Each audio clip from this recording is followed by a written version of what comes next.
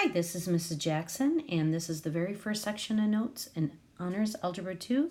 Section 1.1 is titled Key Features of Functions, and in this section, we're going to be reading and writing equations and function notation. We're going to evaluate functions for a given input. We'll evaluate algebraically as well as graphically.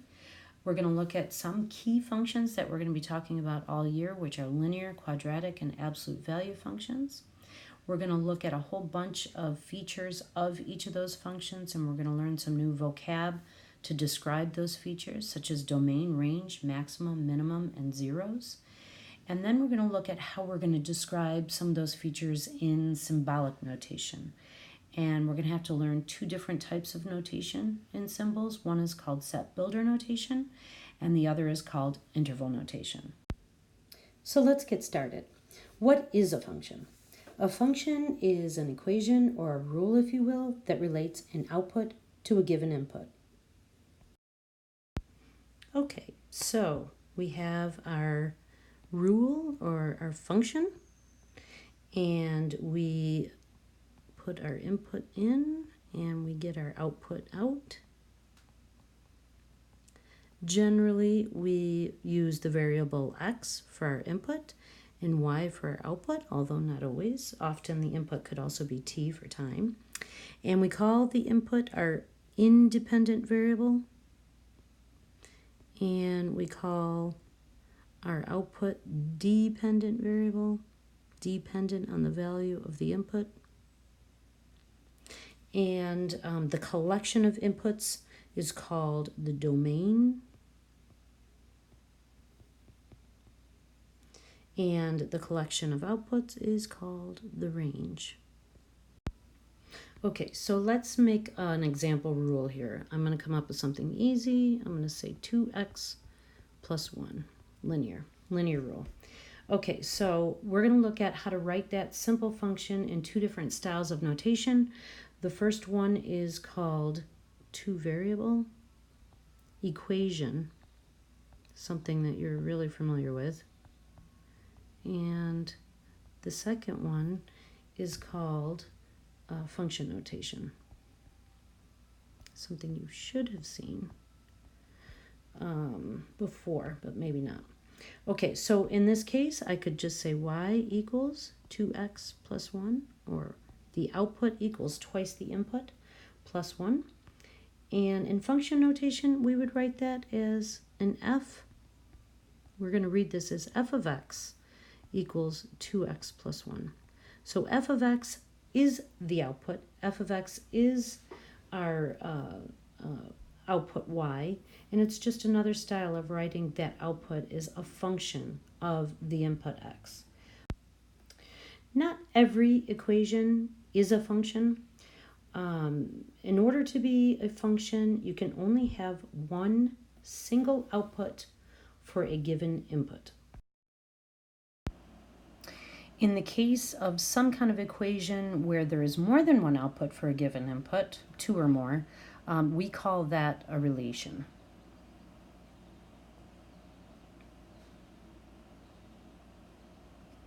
And there's a simple test that we can use for any given function's graph. The easiest way to apply that is with a graph, and it's called the vertical line test.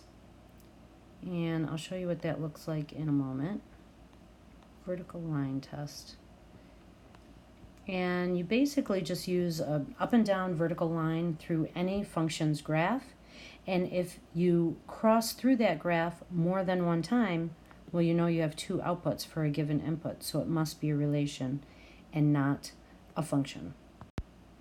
So let's look at a couple of examples here. We're going to be looking at a function that looks like this all year. It's called a parabola or a quadratic function.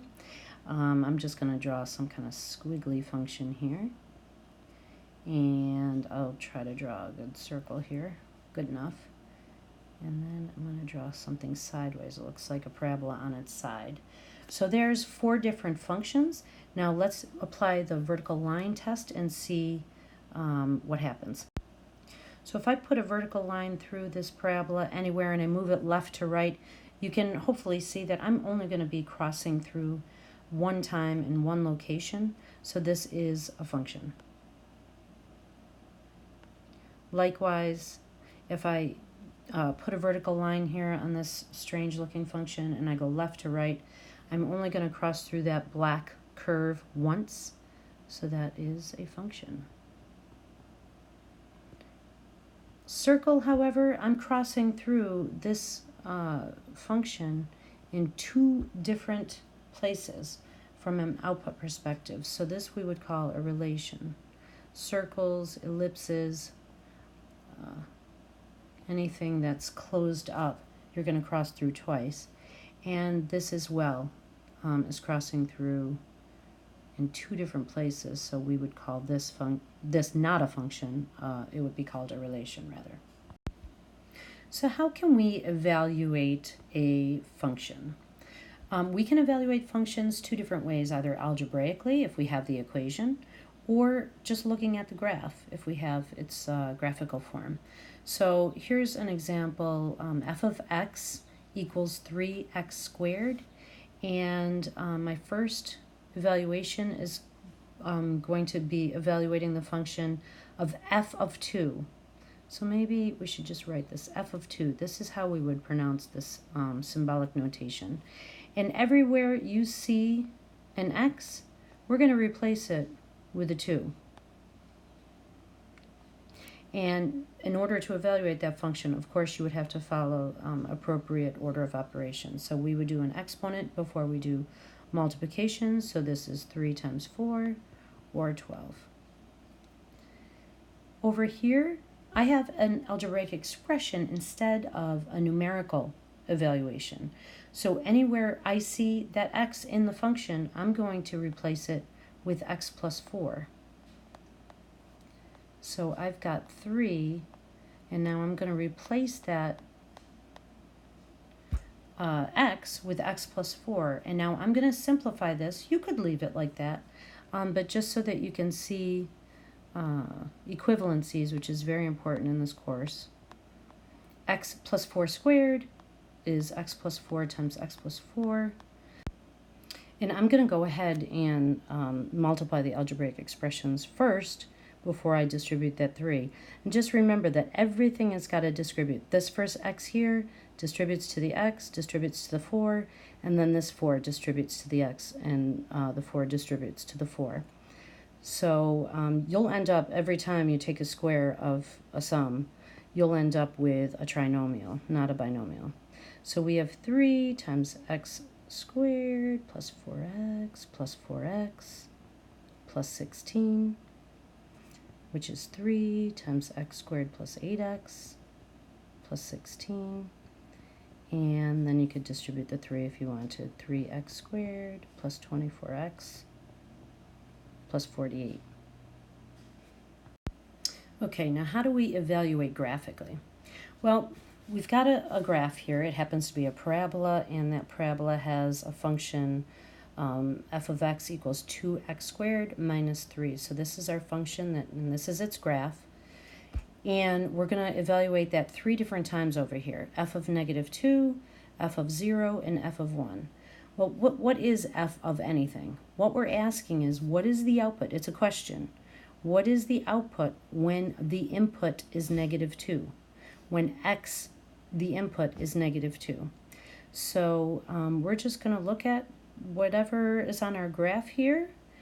X equals negative 2 would be right here, and I'm going to follow up my graph, and right there it intersects at x equals negative 2 at an output of positive 5. So when I evaluate this particular function, f of negative 2 is an output of 5. F of 0, well, x equals 0 is right here, so I'm going to go right down here and see what my output is on the graph, and f of 0 is negative 3. And finally, f of positive 1 is right here, and my output at my output at an input of positive 1 is negative 1. So that's how we would evaluate graphically. It's very simple. Okay, going forward, we're going to be talking about our functions and their graphs, and we need a way to communicate with one another on different portions of the graph, and we call those intervals. And we describe those intervals in two different type of notation styles. One is called set builder, and the other is called interval notation. And of course, functions have two variables, an x and a y. So we have a coordinate plane, two axes, an x and a y axis when we graph them. As a quick review before we look at that notation, I wanted to take a step back and just look at one axis. So in this case, we have a x-axis, we'll call it, since it's horizontal, and just review with you how we would write inequality statements that describe numbers that are being graphed on that axis. So I've got 4 examples here, and I just want to give you this review before we get into the more complicated notation. So this first example here has numbers being graphed on the real number line that begin at positive 2, and it's all the numbers that are less than or smaller than positive 2. This arrow here means that it's going on forever. So if we were to write an inequality statement that represents what's being graphed here, we would say all the values x that are less than 2. And if you recall, this open circle here, I'm going to zoom in on it. This open circle means that we can approach positive 2, but we are not going to be equal to positive 2. We call this an open. And open means not equal to. So I could go all the way, my numbers here that are being graphed is 1.999999, but not as equal to 2. I can't touch 2. All right, so let's look at another example. Here we have numbers that are beginning at -4, and all the numbers greater than -4, and this arrow says going on and on forever. If you look at that circle carefully, that circle is filled in. I'm going to zoom in on it for you. So this circle here is filled in. And when it's filled in, that's supposed to tell our eyes that we can be equal to -4 and all the numbers greater. So that would be when we use the or equal to. So closed, we call this, is equal to. Okay, next example, we don't have numbers that are being graphed forever. We don't have an infinite set of numbers here being graphed. We have numbers that are beginning at -5 and ending at positive 2. So we call this a compound inequality statement. Compound, it's like a compound sentence. A compound sentence is two sentences, two complete sentences that are brought together to make one sentence, and they're put together using some kind of conjunction. In inequality speak, the two conjunctions that are used are either the word and or. So those are the only conjunctions used in mathematical inequalities. So we've got two statements. We've got numbers x that are greater than or equal to -5, because we are closed here. And we have an open here on the 2, so we have numbers that are less than positive 2, but not equal to. And these two are coming together with the word and. So when we bring these two statements together into a compound inequality, just like we would bring two English sentences together, we're going to say that our x values are less than positive 2 and greater than or equal to -5. Let me zoom over here. So if you can see this larger, or the opening of the inequality symbol is facing x. That means x is the bigger quantity and -5 is the smaller quantity. So when you're going to bring these two together, that open here in this symbol has to be facing the x. So it's no longer going to look like a greater than or equal. It kind of looks like a less than or equal to, but from x's perspective, we're reading it in the right to left perspective. So this compound inequality is saying that we've graphed all the values of x less than positive 2, not equal to positive 2, or greater than or equal to -5. So that's a compound. And finally, this last one is a little bit of a compound here. It's got just two values. We've got values that are greater than or equal to 1, and we've got values that are less than or equal to 2. And this is an AND statement. And so when we bring these two together, this is going to be your maximum on the right side. Maybe that's a point I should make. The right side of this statement is going to be your maximum, and the left side of the statement is your minimum value. Okay, now that we are well versed in writing inequality statements, let's talk about interval and set builder notation. So when we get into two variable functions and their graphs, we're going to be talking about portions of those graphs using one of two or even both of these notations. The textbook tends to focus on both early on, and then quickly as the subsequent chapters come up, they tend to focus more on interval notation. All right, so let us start with set builder. Now, the textbook calls it set builder. I've never heard of the word builder in there. I've just been brought up calling it set notation. And when we talk about set notation, we really do mean a set of numbers. And when we, in math, talk about a set of numbers, we use braces as a symbol. So set, these little squiggly things, if you recall, these are called braces. And inside those braces, we're going to talk about those set of numbers using inequality statements, just what we practiced on the previous page.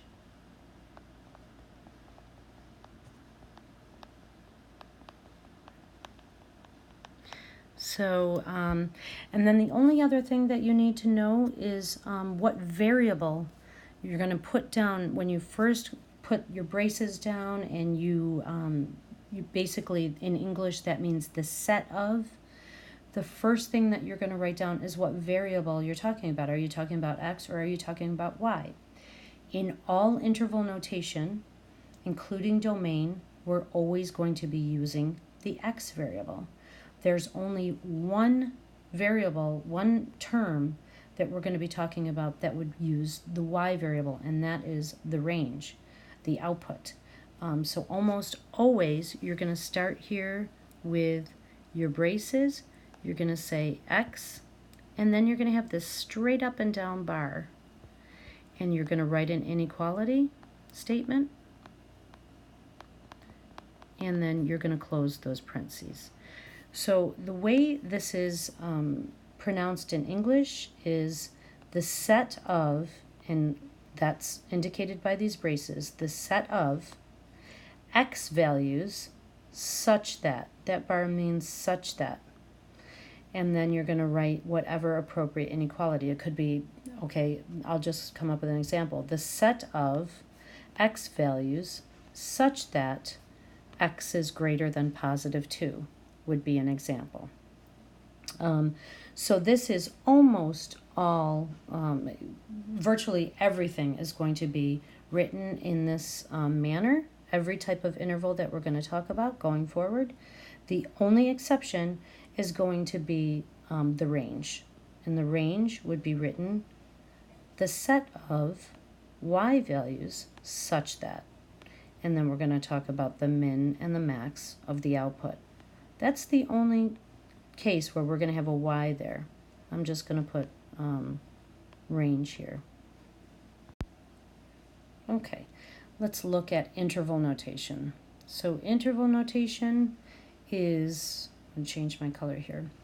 Interval notation can be confusing at first because it looks like something that you've seen before. It has two numbers used.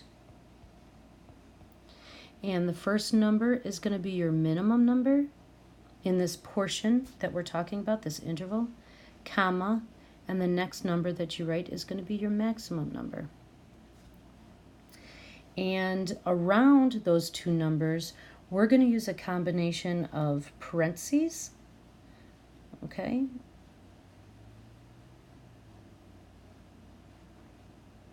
Or we could be using brackets.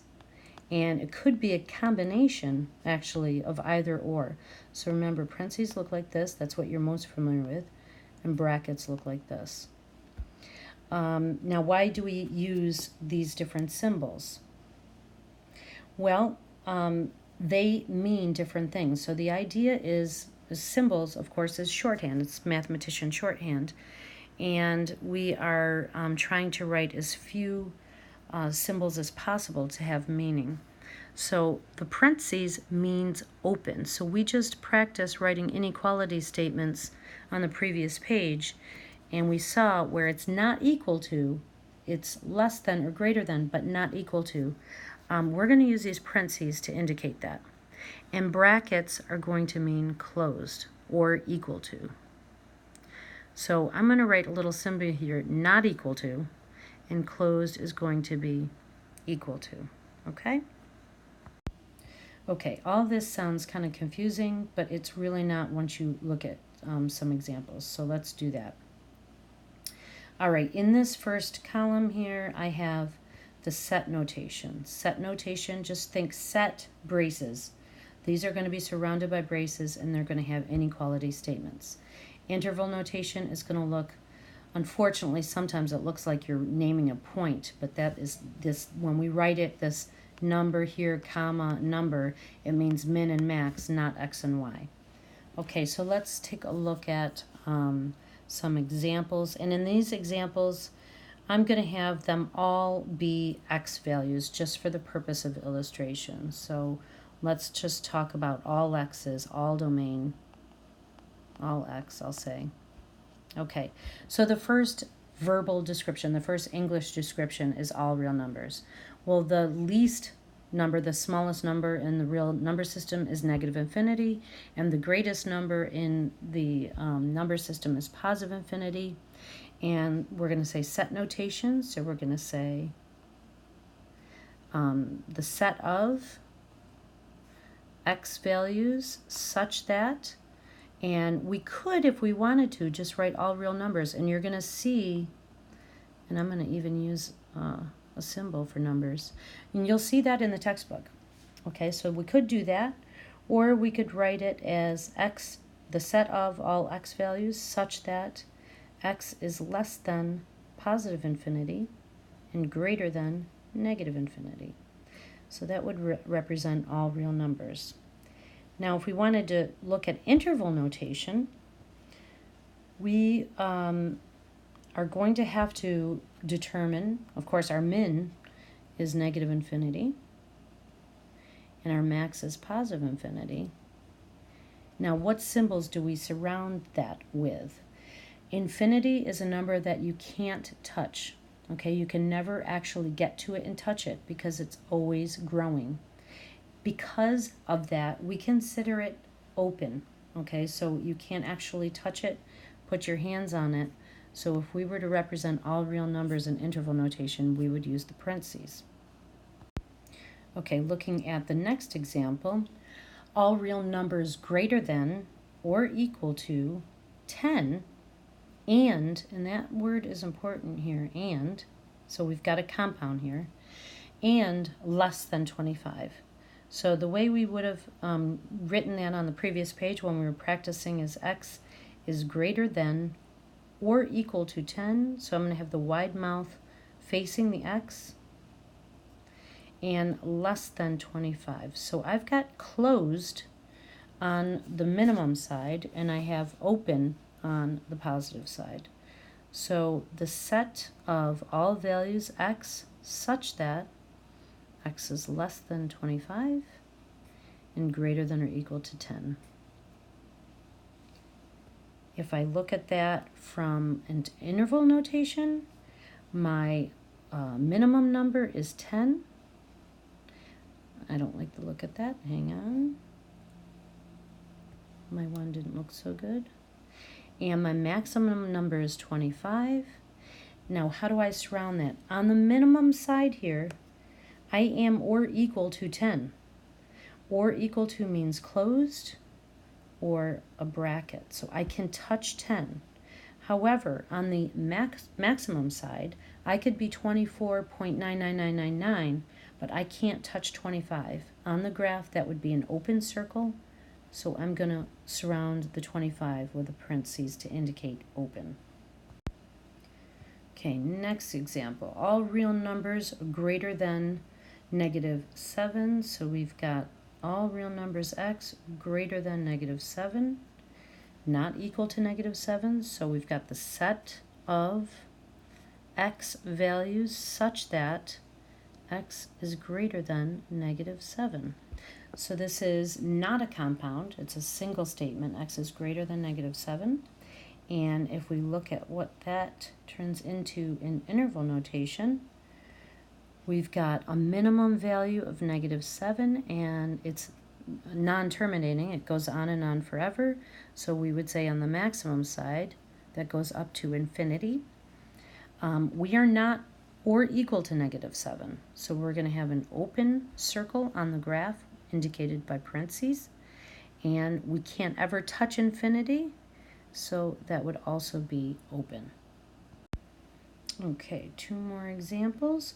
We have all real numbers greater than -20 and less than -5. So we've got a compound again. So we're less than +5, greater than -20. Neither side is or equal to, so we've got the set of all x values such that x is less than 5 and greater than -20. And from interval notation, we've got a minimum of -20, a maximum value of 5, and it's open on both sides because we're not or equal to. So you can see where, if you didn't know we were talking about interval notation, you may interpret this as a point on a graph, this being x and this being y, but that's not the case. Unfortunately, we're using the same type of notation to mean something different entirely. Okay, last example, all real numbers less than or equal to 5. So less than or equal to 5 is not a compound, it's a one direction. So we have the set of all x values such that x is less than or equal to 5. And from an interval perspective, that would mean that 5 is our maximum. And if we go all, to the smallest number in the real number system, that would be -infinity.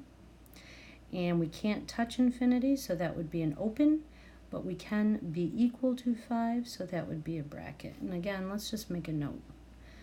That symbol means open, not equal to, and that symbol means closed or equal to.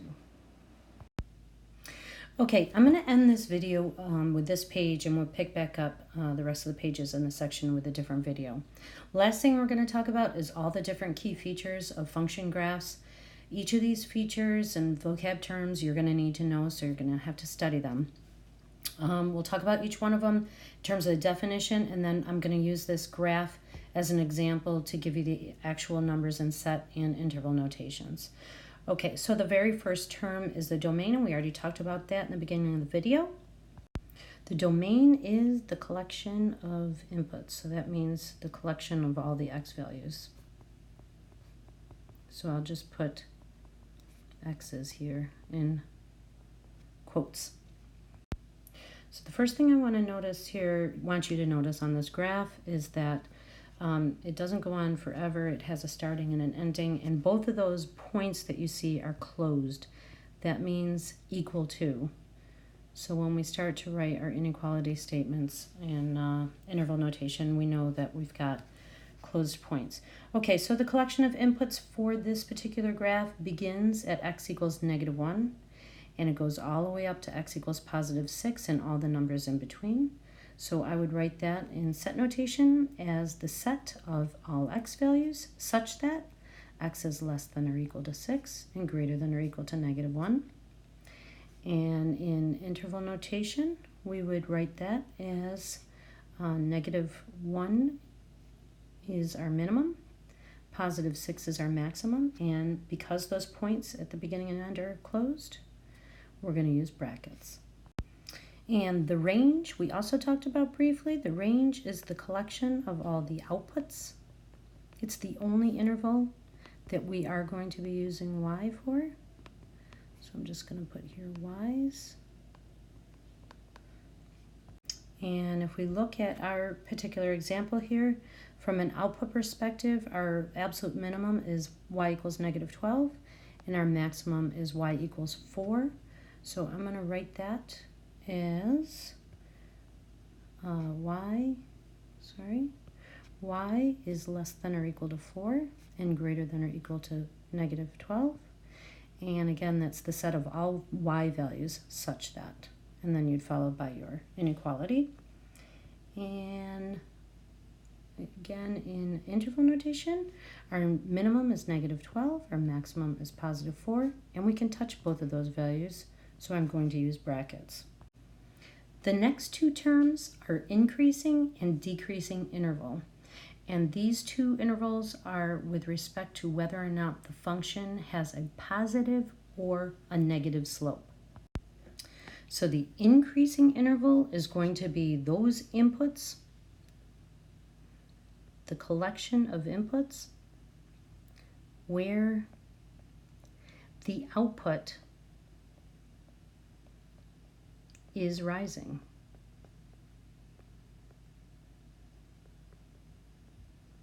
And you might want to put next to that positive slope. I haven't given myself too much room, but that's really what we're talking about here is positive slope. Likewise, the decreasing interval is where the inputs yielding an output that is decreasing. I'm going to abbreviate decreasing here, so a negative slope. And remember, when we're talking about slope, we're talking about left to right. For example, let's go look at the graph. So here, this portion of the graph is increasing from left to right. So if you're standing at the bottom of the hill and you're going to be going up the hill left to right, that would be a positive slope. On the other hand, if you're at the top of the hill going left to right, if you find yourself walking down the hill, that would be a negative slope. So in this particular example, in terms of the increasing interval, we're looking for the x values, okay? So every interval other than range are going to be using the x values. So for increasing, we're starting at an x value of -1, and it's going all the way up to +3. Okay, so that's going to be our increasing interval. Now, are we equal to, are we closed, are we open? This is a little bit tricky, but think of it this way. If you're at the bottom of the hill and you haven't exerted any energy yet to climb that hill, right at the bottom of the hill, you're at rest. So you're neither increasing nor decreasing. Likewise at the top of the hill. If you are just standing at the top of the hill, you're neither increasing nor decreasing. You're at rest. So we consider the beginning and the end points of increasing and decreasing intervals to be open.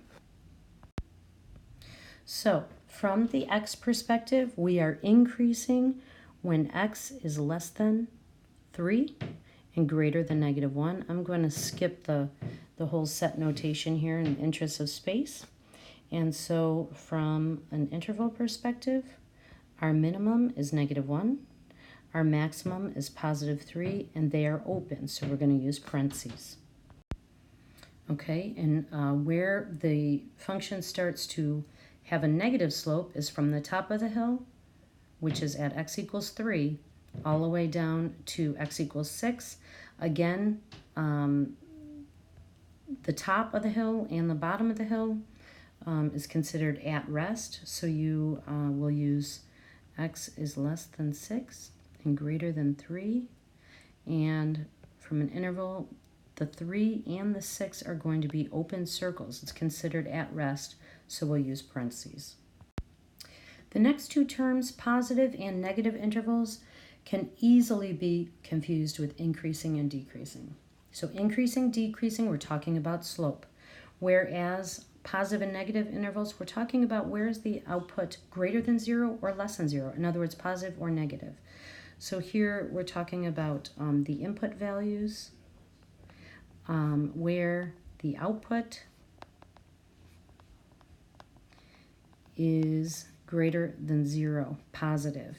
And the negative would be the inputs where the output is less than 0 or negative. So when we look at our example, it's sometimes easy to just cover up part of the curve with an index card or a piece of paper, another piece of paper. But right here is the 0 line from Y perspective from our output. So this whole part of the curve is above the 0 line. And then we have two intervals here that we're going to need to describe that is below the 0 line. Just like the increasing and decreasing, when you're at the endpoints, it's considered an open circle. For example, here where x equals 1, the output is not positive nor negative. The output is 0, and that's considered neutral. Here at x equals 5, same thing. The output is 0. It is not positive nor negative. So the 1 and the 5 are considered open circle. So if we were to describe that one interval, x is less than 5 and greater than 1 is the area where our output is going to be greater than 0. And from an interval perspective, our minimum is 1, our maximum is 5. At each of those endpoints, the output is 0, neither positive nor negative, so they're open circle, and we will describe that with parentheses. Okay, I mentioned a minute ago that from a negative interval perspective, we've got two here that we're going to need to describe. So sometimes it's handy to just cover up the part of the curve that you're hoping to avoid. So we've got these two intervals here, this one and this one. Now at x equals positive 1, the output is 0, so that's an open circle. However, at the starting, at x equals negative 1, that's a closed circle. It is a negative output, so that's going to be a bracket. Over here on the second interval, at x equals 5, it's neither positive nor negative, so that's an open circle. And at x equals 6, it's considered a closed circle because the output is negative and we can touch it. So in set notation, our two intervals, I'm going to start with the left one first, which is kind of tradition. We've got x is less than 1 or greater than or equal to negative 1. Then the right interval would be x is less than or equal to 6 and greater than 5.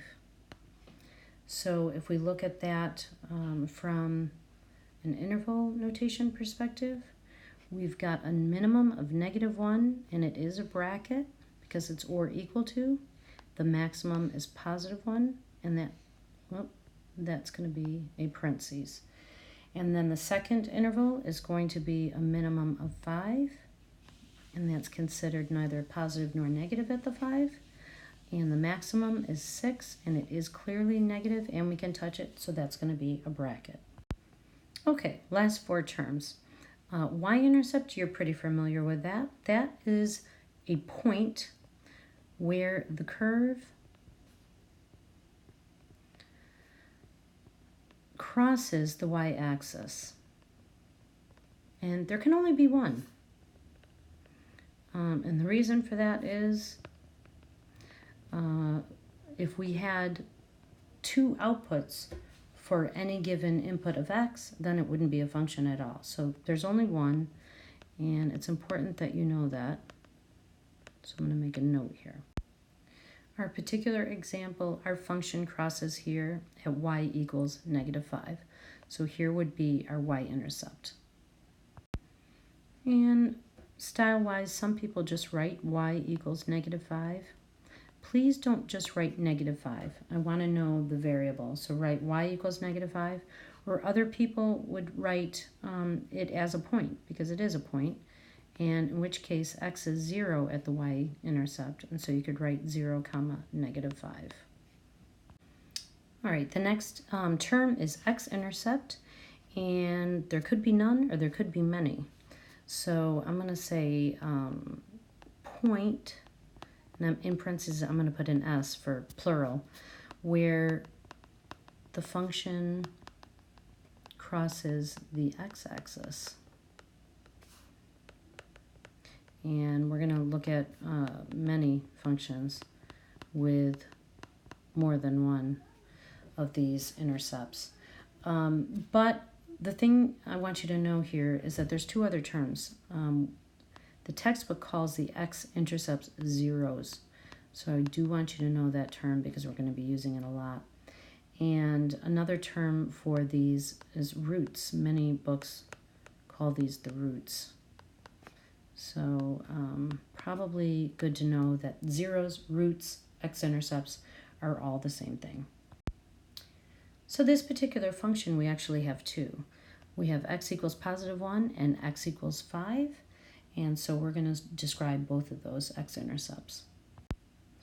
Again, please don't write 1 and 5 down. I'd like you to write what the variable is. So x equals 1, x equals 5. Both of those are zeros. Both of those are x-intercepts. And you can describe those as points. So x equals 1, and the output there would be 0. X equals 5, the output is 0. That's the definition of an x-intercept, that the output is 0. All right, last two terms are pretty intuitive, the maximum and minimum. And the maximum of the curve, we're talking about the output values. So what is the maximum value? So the largest output, largest y value, and the smallest output, or the smallest y value. And you can write that as just what the output is, y equals, or again, you can describe that as a point. Whoops.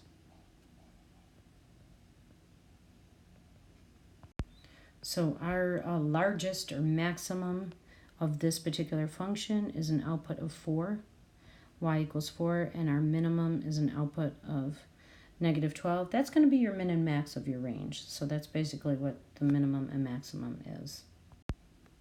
So our maximum is y equals 4.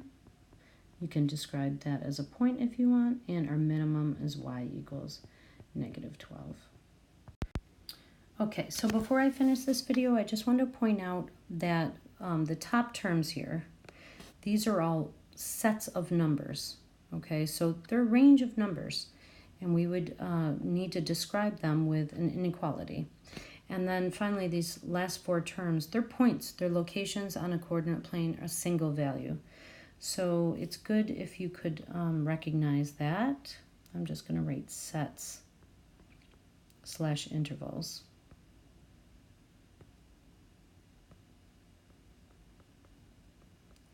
And these are points or locations.